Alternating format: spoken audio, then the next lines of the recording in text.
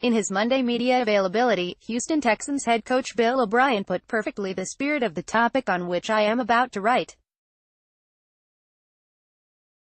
When asked about his team's 7-game winning streak's imperfections, he responded with the following: "I do think that that's a good thing when you're winning, that you're able to stand up in front of your team, put the film on and say, look, this is good, but this still is not very good, and if it doesn't get better, it's not going to be very good on Monday night, so I think that that's a big thing, and I think that's kind of what I'm saying about this team. They have an understanding of that.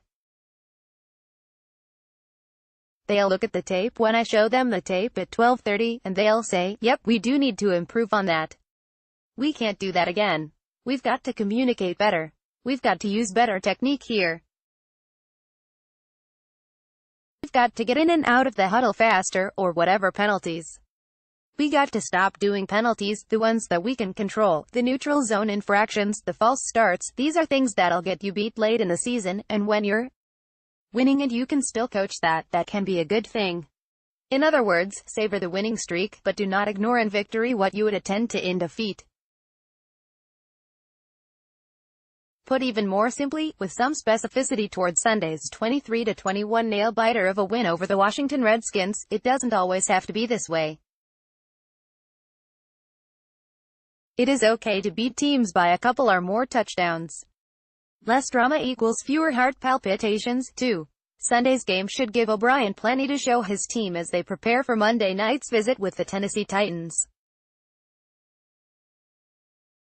Truth be told, the Week 2 loss to the Titans should provide enough visual fodder, but this post is about this past Sunday's game. In particular, there were 5 junctures in Sunday's game where the Texans could have put away a Redskins team that prior to Sunday had not come back from a single deficit all season. In fact, until Sunday, all 3 Redskin losses were by double digits, specifically because they were, and probably still are, ill-equipped to come from behind in games. Yet, the Texans let them hang around. Here are those 5 junctures, crossroads where, if they occur again on Monday, the Texans hopefully take the correct turn at the fork in the road. Texans 10, Redskins OWAS ball, 3rd. Watt. Fumbles, recovered by WC, Rollier at HST 47. Penalty on Tyrann Mathieu, defensive holding, 5 yards, enforced at HST 34. No play. Comment: this was a real chance to bury the Redskins early. The Texans had moved the ball fairly easily on their first 2 possessions, notching a field goal and a touchdown, and this Watt sack would have forced a punt back to the Texans, up 10-0. Instead, Mathieu gets called for an unnecessary hold downfield, and the Redskins go down and score a touchdown to make it 10-7 and get the crowd back into the game. Texans 17, Redskins 7 HOU ball, 1st. Comment: this came shortly after back-to-back interceptions thrown within a minute of each other by Alex Smith, Justin Reed's pick 6 and an interception by Brennan Scarlett deep in Redskins territory. Unfortunately, instead of punching it in to go up 24-7, or even kicking a field goal to go up 20-7, and getting the ball to start the second half, the Texans goose-egged. The big negative play. A first down sack just outside the red zone that made anything productive for the Texans except a fairly long field goal attempt a near impossibility. Texans 17, Redskins 7 HOU ball, 2nd.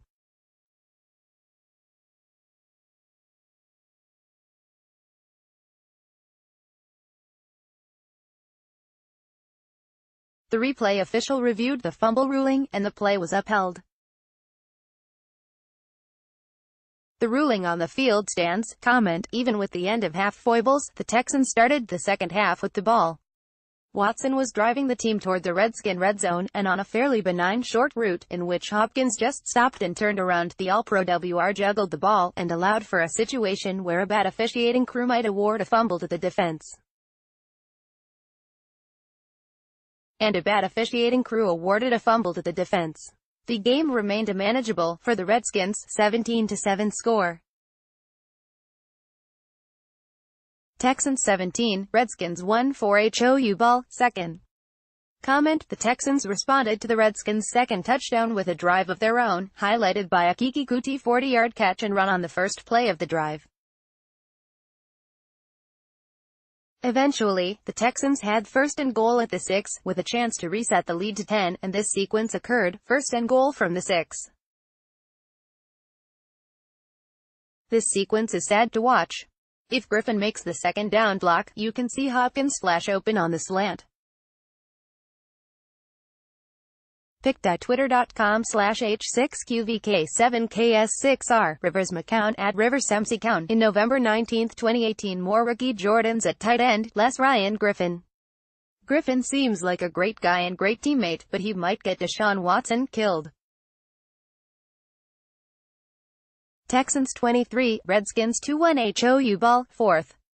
Comment: O'Brien went super conservative with his play calling down the stretch, trying to burn as much clock as he could, while not putting Watson in harm's way at all, nor risking a turnover. In O'Brien's mind, taking the clock down under a minute and kicking a field goal to go up 5 points, and the Redskins having no timeouts left, was the right call. And it was. Just one problem: you have to make the field goal. The 44-yard miss by Fairburn left the Redskins with 1st and 10 at their own 35 and about a minute to work with to get a field goal. Thankfully, the Texans' defense has playmakers, and they made plays.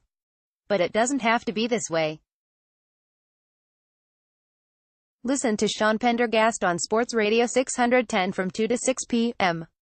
weekdays. Also, follow him on Twitter at http://twitter.com/Sean Pendergast and like him on Facebook at https://www.facebook.com/Sean Pendergast.